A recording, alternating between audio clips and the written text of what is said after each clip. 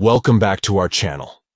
In today's video, we will guide you through the process of disabling photo auto-download when using mobile data on WhatsApp. Let's get started.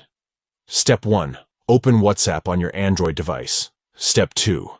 Tap the three dots at the top right corner of the page. Step 3. Select Settings from the drop-down menu. Step 4. Tap on Storage and Data from the Settings options. Step 5.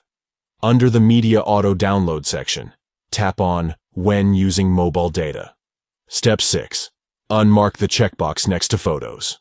Step 7. Finally, tap OK to save your changes, and there you have it. You have successfully disabled photo auto-download when using mobile data on WhatsApp. By following these steps, you can save your mobile data and prevent automatic photo downloads.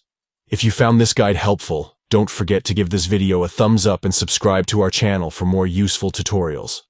Thanks for watching, and we'll see you in the next video.